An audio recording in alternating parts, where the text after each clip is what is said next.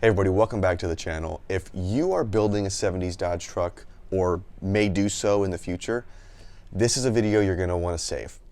There are a few issues with building these 70s tin grills that, if you're not in the know, are going to cost you a lot of time, money, and massive headaches.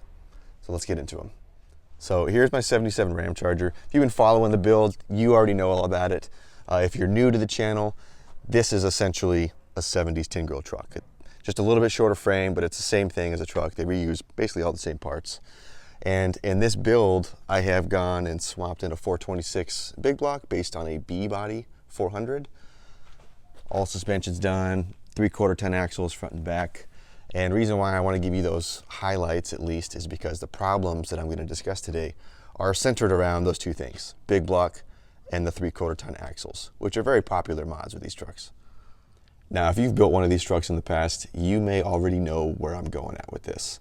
I spent probably around 3 or 4 months off and on trying to research different ideas and things I could do, trying to save some money. It seemed like the only answer was either to stick with some inferior parts or shell out $1,200. Didn't want to do that, and I think I've got a solution. Now, as you can tell, I've got something hidden right here. And that's not for secrecy or anything. It's just because I don't have a valve cover on there, I cannot get one on. The valve cover cannot get on with this brake booster and master cylinder, because this was a small block truck, 360. This is a small block brake booster and master cylinder. You can see it's the 4-bolt kind, older 70s style, and it's an 11-inch diameter brake booster, which is what came on the small blocks. So I cannot get my valve cover on. Really annoying, but is what it is. So in order to get that on, I could do a couple things. I could just pull this whole thing off, put the valve cover on, put it back on. However, I'm stuck in the same situation where A, I've got an inferior master cylinder compared to my brakes. I need a lot more reservoir.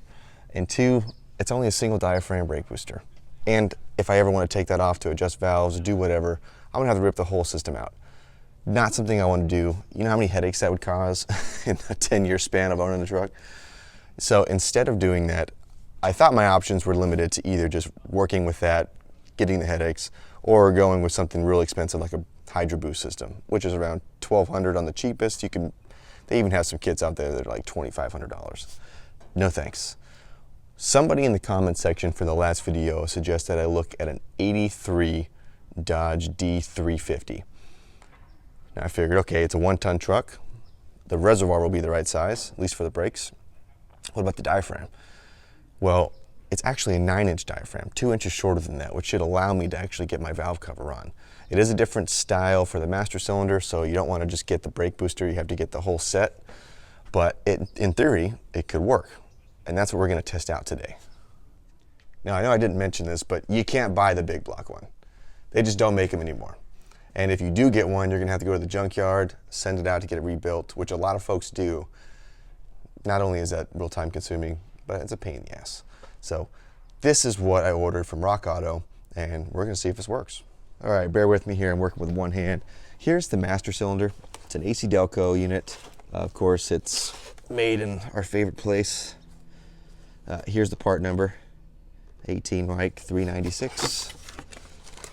Of course, they come, bare cast. I'll probably throw some paint on this. But it's a huge unit. A lot more room than the small block guy. It is a 2-bolt master cylinder, which is why you want the brake booster as well. That way it can all button up together. It looks pretty good.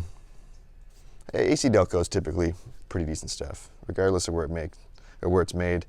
Usually their quality is pretty decent. So this is the master cylinder. Throw this on here, and then here's the brake booster. Now, there's gonna be a part number somewhere. Here we go. Sierra Kilo 5473360. Power brake booster. If I pull it out, I could do this one-handed, I'm not sure. Pull by the push rod.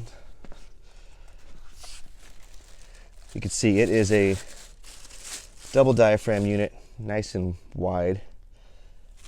It has the 2 bolts here to match the new master cylinder.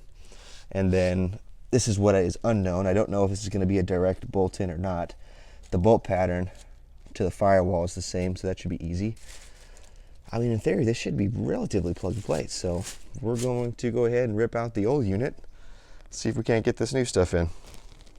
Oh, and on the topic of price, both of these, 180 bucks. So probably cheaper than if you sent off your big block one from the junkyard to get rebuilt. And it's a hell of a lot cheaper than any of the Hydro Boost options. So if this works, not only will it save me $1,000, but I won't have to worry about screwing with that system every time I need to pull the valve cover. So now, thanks to YouTube, you get to see the whole withdrawal of that stock system in like 20 seconds.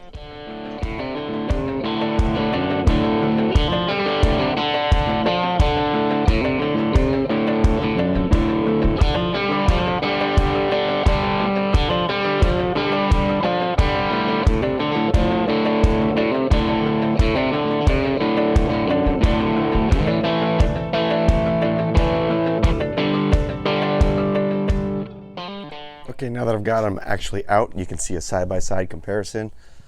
So, nice crusty old small block unit. In fact, you know what? Let me grab a measuring tape. This might actually help you, the viewer, here. So, as you can see, stock master cylinder on the reservoir part. In fact, I'll just go for the whole length. 3.5 inches to the top of the cap. The new unit down at the bottom, 4 inches. So just that extra 1/2 inch of space for the fluid, gonna give me a little bit more cushion on what I need. Obviously the boosters way different. Got about 6.5 to the mounting surface, maybe 6. And the stock guy, oh, if I can control this here, 4 inches. It's that double diaphragm. Wonder how this is gonna feel when I finally get it all buttoned up, assuming it works, of course. Well, before I go ahead and throw this new unit in, I'm actually gonna take advantage of all the space and see if I can't stuff that hooker long tube in there while I got the chance. Can't tell you how many times I've tried to put this damn thing in. Let's see if we make progress.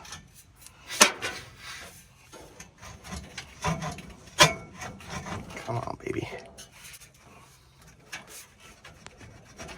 Oh, it's such a pain in the ass. Oh, hey, let me got it. There, cables. Ah.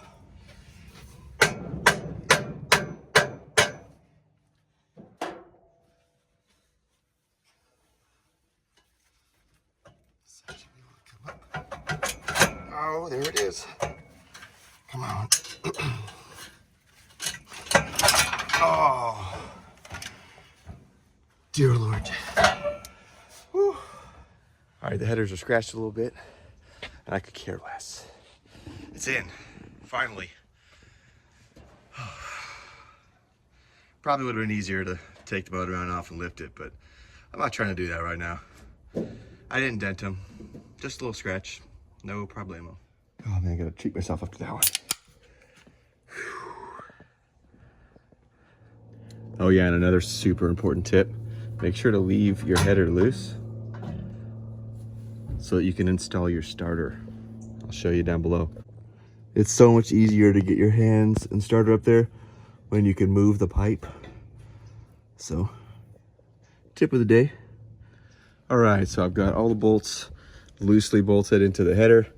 I am using like a Mopar stainless steel bolt kit, so naturally got my anti-seize right here since they're dissimilar metals. The new Mopar mini starter is installed. Already checked clearance, it's good. So much easier with this loose. Was able to just push the pipe to the side, put the starter in. Don't forget that step, otherwise you're probably gonna have to loosen it anyways. All right, I can finish tightening it up, throw the valve cover on, and finish this brake job.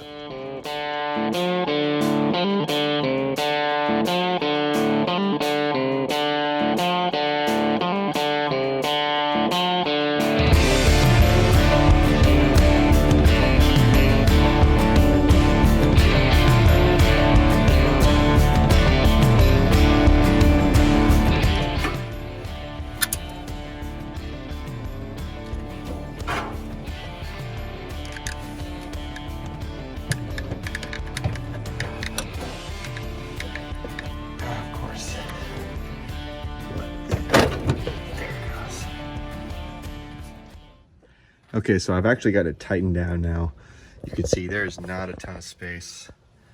You know, with that cap off, there might be 3/4 of an inch. Which, I mean, I guess it's actually a lot better than before. Before I couldn't get the valve cover on. So with that cap removed, understanding that the valve cover can slide down a little bit when it's unbolted, they might be able to get a valve cover off with this on. Maybe not so much with a high rise like this guy, but if you had a stock smooth style or like a Moroso or something, I bet you could get the valve cover off no problem. I'm not gonna try to find out with these. I've already got the valve covers mounted, good to go. I'll use a borescope when I'm confirming oil flow. That way I don't have to take it off. Go from there. What I'm dealing with now inside is this guy. So this is the bolt that goes to the brake pedal. The push rod for the brake booster, you can see right there, is a little bit thinner than the stock one. Stock one's probably twice the thickness. That's why this shaft portion's so thick. The push rod that I'm working with now is only like half of that. So I've already polished this to see if I can fit it in. It doesn't work. Apart from it being thicker, the hole is also a little bit tighter. So I've got a file. I'm going to kind of open that up just a little bit so that I can slide it on this bolt.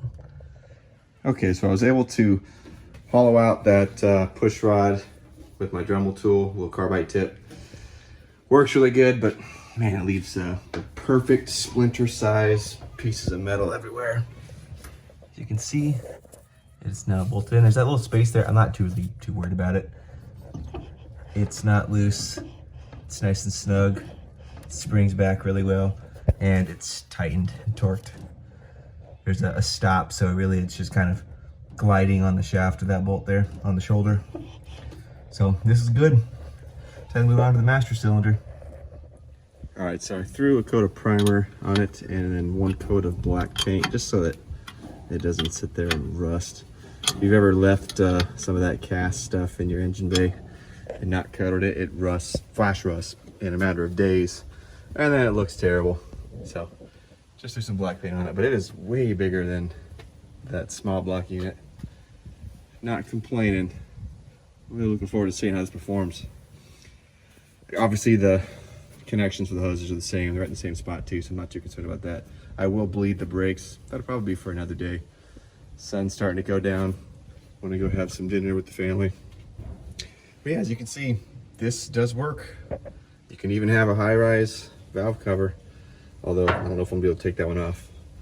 If you have stock units or smooth valve covers, no concern at all, even with a 440 RB.